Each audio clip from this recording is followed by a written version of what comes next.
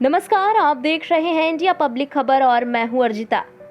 आपने किराए पर गाड़ी और घर मिलने के बारे में तो सुना ही होगा, लेकिन क्या आपने कभी किराए पर पत्नी मिलने की बात सुनी है?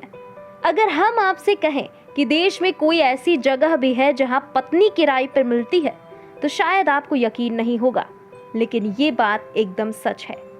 तो आइए आज आपको बताते हैं कि कहां मिलती है किराए पर बीवी। मध्य प्रदेश का एक जिला है शिवपुरी। शिवपुरी में एक प्रथा प्रचलित है, या कहें कि कुप्रथा प्रचलित है, जिसका नाम है धड़ीचा प्रथा। यहाँ 1 महीने से लेकर 1 साल के लिए पत्नी किराए पर मिलती है। इस प्रथा की आड़ में यहाँ एक मंडी लगाई जाती है।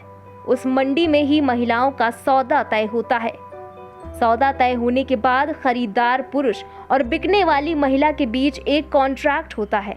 ये कॉन्ट्रैक्ट 10 रुपए से लेकर 100 रुपए तक के स्टैम्प पेपर पर किया जाता है।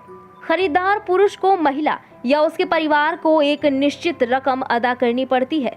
ये रकम 50,000 से 4 लाख रुपए तक होती है। करार की अवधि समाप्त होने के बाद महिला की फिर दूसरे पुरुष से शादी हो जाती है। अगर पहले वाला पुरुष ही महिला को रखना चाहता है तो उसे फिर से मोटी रकम अदा करनी होती है। महिला चाहे तो कॉन्ट्रैक्ट बीच में तोड़ भी सकती है।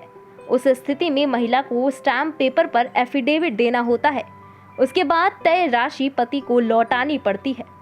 कभी कभी दूसरे पुरुष से ज्यादा पैसे मिलने पर भी महिला कॉन्ट्रैक्ट तोड़ देती है। गुजरात में भी एक ऐसा मामला सामने आया था।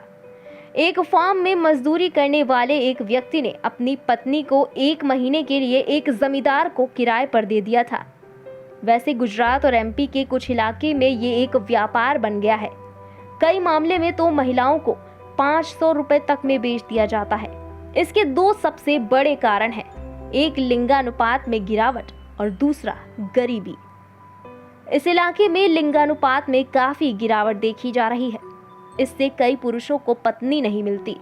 वहीं कुछ लोग गरीबी की वजह से भी ऐसा करते हैं। झारखंड, बिहार, बंगाल आदि से गरीब लड़कियों को लाकर भी उनका सौदा किया जाता है। लोग पैदा होते ही लड़की को मार देते हैं, कुछ तो गर्भ में ही उसे खत्म कर देते हैं। इस वजह से लड़कियों की तादाद बहुत कम हो गई है। लड़कों से शादी करने के लिए लड़कियां बची ही नहीं हैं। इसका फायदा उठाते हुए लोग अपने घर की लड़कियां किराए पर दे देते हैं। इससे उनकी अच्छी खासी कमाई भी हो जाती है।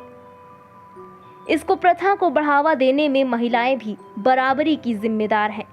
कई बार पुलिस के सामने भी इस प्रकार की घटनाएं सामने आई, लेकिन महिलाएं ही इन अन्यायों के बारे में खुलकर बात नहीं करना चाहती, इसलिए कार्रवाई नहीं हो पाती। मध्य प्रदेश के अलावा अन्य राज्यों में भी ये कुप्रथा फैली हुई है। महिलाओं को किराए पर ले जाने के कई कारण हैं। किसी को माँ की सेवा करवानी होती है, कोई शादी का नाटक करने के लिए किराए पर लड़की घर ले जाता है, और अगर किसी की शादी नहीं हुई है तो कुछ समय उसके साथ बिता सकता है। हिंदुस्तान में कई प्राचीन प्रथाएं हैं जो आज भी चल रही हैं।